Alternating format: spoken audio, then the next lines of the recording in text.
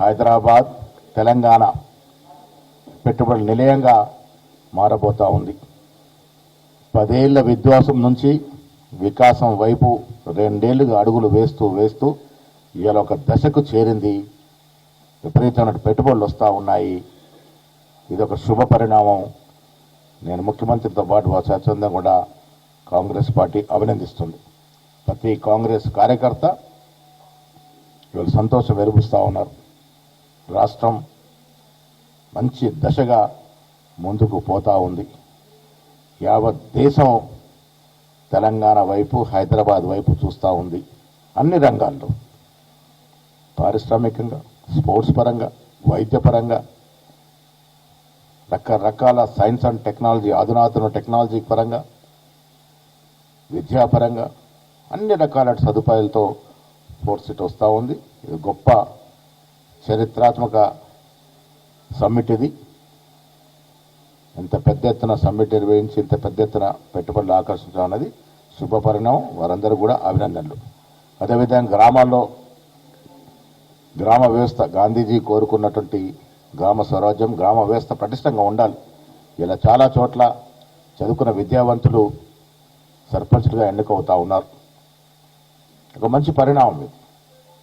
సొంత గ్రామం మీద మక్కువతో చాలామంది పెద్ద హోదాలో ఉన్న వ్యక్తులు కూడా వచ్చి సర్పంచ్లుగా పోటీ చేస్తూ ఉన్నారు. ఒక ఆహ్లాదకర వాతావరణంలో, ప్రజాస్వామ్య పద్ధతిలో పెద్ద వారు కూడా వచ్చి సర్పంచ్కు పోటీ చేస్తూ ఉన్నారు. పుట్టిన ఊరికి సేవ చేసుకున్నటువంటి తలంపుతో పోటీ చేస్తూ ఉన్నారు. మంచి పరిణామం. చాలా వరకు ఏకగ్రీవాలు అవుతూ ఉన్నాయి. గ్రామాలు అభివృద్ధి కావాలి. రాజీవ్ గాంధీ కన్న కలలు ఆనాడు 72-73 అమెండ్మెంట్ తీసుకొచ్చి ఢిల్లీ నుంచి నేరుగా నిధులు గ్రామాలకు పోయే విధంగా, తద్వారా గ్రామాలు పటిష్టంగా ఉండాలి. పునాదులు పటిష్టంగా ఉంటే దేశం పటిష్టంగా ఉంటుందనే ఒక నమ్మకంతో ఇలా గ్రామాలకి నేరుగా నిధించే కార్యక్రమం రాజీవ్ గాంధీ గారు తీసుకొచ్చినారు. ఆ దశగా ఎన్నికలు జరుగుతూ ఉన్నాయి. గ్రామాలు పటిష్టంగా ఉండాలని రాష్ట్ర ప్రభుత్వం కూడా కోరుకుంటూ ఉంది. అన్ని రకాల గ్రామాలు సమూలంగా, తెలంగాణ అంటే ఒక హైదరాబాదే కాకుండా సమూలంగా అన్ని ప్రాంతాలు డీసెంట్రలైజేషన్ జరిగి అన్ని ప్రాంతాలు అభివృద్ధి దిశగా ముందుకు పోవాలని కాంగ్రెస్ ప్రభుత్వం ప్రయత్నం చేసిన దరిమిల జరుగుతున్న ఎన్నికల్లో 90% పైగా కాంగ్రెస్ అభివృద్ధి గెలుస్తూ ఉన్నారు.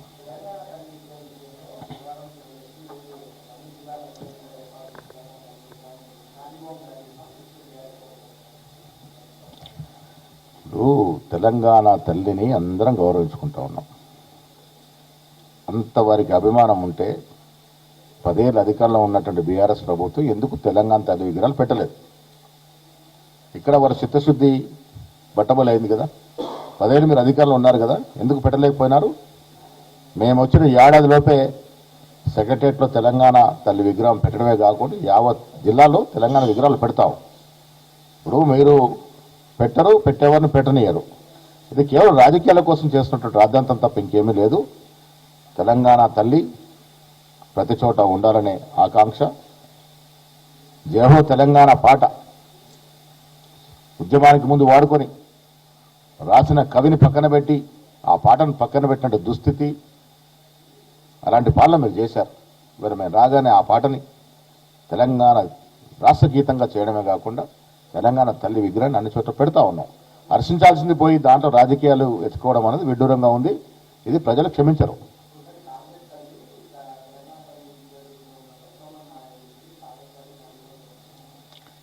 వారు అధికారంలోకి వస్తే ఇంకా కళ్ళు గంటా ఉన్నారు. నేను చాలా సందర్భం చెప్పి మళ్ళీ చెప్తా ఉన్నాను. బీఆర్ఎస్ పార్టీ, టీఆర్ఎస్ ఎట్లా గతమైపోయింది, ఇవాళ బీఆర్ఎస్ పార్టీ కూడా గతమే. బీఆర్ఎస్ పార్టీకి భవిష్యత్తు లేదు. వాళ్ళు వచ్చేది లేదు, సచ్చేది లేదు.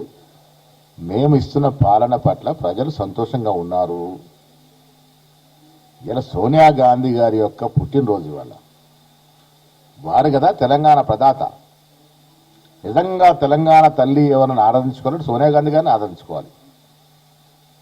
వారే తెలంగాణకి భిక్ష పెట్టినటువంటి మహాతల్లి. సోనియా గాంధీ గారి యొక్క దృఢ సంకల్పం వల్లే తెలంగాణ ఆవిర్భమైంది. అదందరూ తెలుసుకోవాలి. సోనియా గాంధీ గారి యొక్క మధ్యలో తెలంగాణ అంశం లేకుంటే ఇంకా 100 ఏళ్ళైనా తెలంగాణ వచ్చేది కాదు.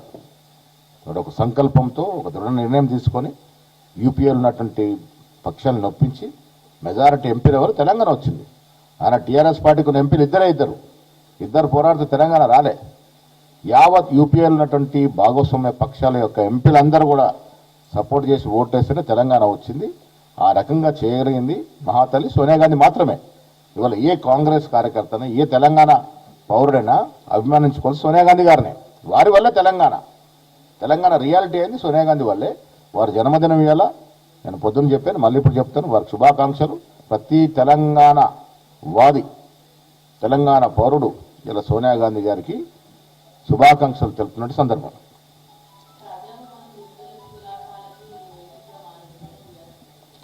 విందులు విలాసాలు కేసీఆర్ ఉన్నప్పుడు ఎన్ని విందులు జరిగినాయని మనం మర్చిపోయామా? శుభ కార్యక్రమం, కొడుకు కార్యక్రమం అట్టాసంగా బయట ఫంక్షన్లో చేసి వృధా ఖర్చు చేయకుండా ఇంటి వద్ద చేసుకున్నాడు ఆయన. భట్టి గారి నివాసం అది. భట్టి గారి నివాసంలో నిరాడంబరంగా కొడుకు యొక్క నిశ్చిత కార్యక్రమం చేసుకున్నారు. గతంలో మనం పెళ్లి ఎక్కడ చేసుకున్నది, ఇళ్ళనే చేసుకున్నది కదా. ఇలా విలాసవంతంగా బయటకు చేస్తూ ఉన్నారు. అది అది అది అది అధికార నివాసం, ఆ నివాసం ఉంటున్న ఇల్లు కాబట్టి వారి ఇంట్లో ఒక నిశ్చిత కార్యక్రమం చేసుకున్నాడు నిరాడంబరంగా. దాంట్లో కూడా తప్పబడితే ఎలా? విందులు విలాసాలు చేసుకునే పరిస్థితి లేదు. ఎందుకంటే భట్టి గారికి విందులు విలాసాలు అలవాటు లేవు.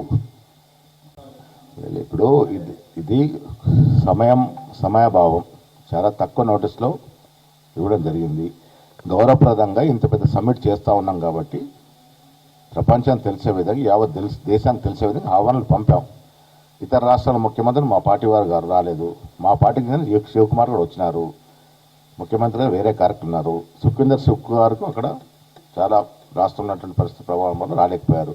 సోనియా గాంధీ గారు, ఖర్గే గారు, రాహుల్ గాంధీ గారు శుభాకాంక్షలు తెలిపినారు.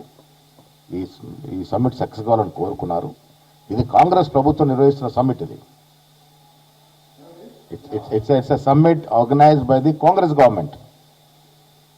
ప్రతి కాంగ్రెస్ కార్యకర్త సంతోషంగా ఉన్నారు. దేశంలో ఉన్న ప్రతి కాంగ్రెస్ కార్యకర్త హ్యాపీగా ఉన్నారు. సమ్మిట్కి ఫలానా వారు వచ్చారా రాలేదని కాదు, సమ్మిట్ సక్సెస్ అయిందా లేదా, సమ్మిట్లో అగ్రిమెంట్ జరిగినాయా లేవా, సమ్మిట్కి పెట్టుబడులు వస్తున్నాయా లేవా. It's most successful summit. ఇవాళ హైదరాబాద్లో జరుగుతున్న గ్లోబల్ సమ్మిట్ 100% సక్సెస్ అయింది. కారణం ఊహించిన దానికంటే 3 రెట్లు పెట్టుబడులు వస్తూ ఉన్నాయి. సబ్జెక్టు కరెక్షన్ ఇప్పటివరకు దాదాపు 5 లక్షల కోట్ల, ఇవాళ సాయంత్రానికి 5 లక్షల కోట్ల పెట్టుబడులు అగ్రిమెంట్ అవుతామని చెప్తున్నారు. ఎంతవరకు కరెక్ట్ తెలియదు, కానీ అసలు లక్షన్నర ఎక్స్పెక్ట్ చేసింది. ఇంత పెట్టుబడులు వస్తూ ఉన్నాయనంటే గ్లోబల్ సమ్మిట్ తెలంగాణలో జరిగింది, 100% సక్సెస్ఫుల్ అయింది. ఇప్పుడు అందరం ఎక్కింది సోనియా గాంధీ పుణ్యం వల్ల. అందరం ఎక్కి ఏం చేశారో 10 ఏళ్ళు మనం చూసాము. తెలంగాణ రాష్ట్రంలో పాలన ఏ రకంగా సాగిందో చూసాము. తెలంగాణ విధ్వంసమైంది కూడా వారి హయాంలోనే. ఆర్థికంగా విధ్వంసమైంది, అన్ని రకాలుగా విధ్వంసం జరిగింది. ఇప్పుడు వికాసం వైపు దాన్ని మనం రిపేర్ చేసుకుంటూ ముందుకు పోతా ఉన్నాము. తెలంగాణ తెచ్చుకుంది ఎందుకోసము? నిరుద్యోగ నిర్మూలన కోసం. ఎన్ని వేల ఉద్యోగాలు ఇచ్చారు 10 ఏళ్లలో. 10 ఏళ్లలో వారు 50-60 వేల ఉద్యోగాలు ఇవ్వలేకపోయినారు. మేము 2 ఏళ్లలో దాదాపు 90 వేల ఉద్యోగాలు ఇవ్వగలిగినాము. ఇది నిజమైనటువంటి తెలంగాణకి అర్థం. నీళ్ల పేరిట దోపిడీ జరిగింది, దాన్ని రిపేర్ చేయడానికి మన పరిస్థితి సరిపోవట్లేదు. బ్యారేజీలు పగుళ్ళు వస్తూ ఉన్నాయి.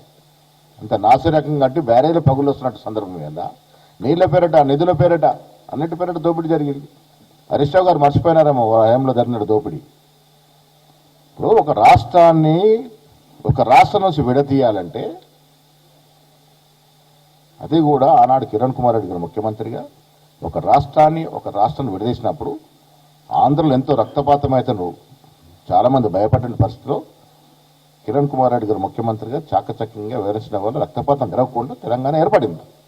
ఒక తెలంగాణ రాష్ట్రాన్ని, ఆంధ్రప్రదేశ్ రాష్ట్రాన్ని విడదీయడం అంటే ఆషామాషి విషయం కాదు. చాలా పెద్ద సుదీర్ఘమైనటువంటి ఎక్సర్సైజ్ చేసి అందరు నొప్పించి మెప్పించి తెలంగాణ ఇవ్వడానికి కొంత సమయం పట్టింది.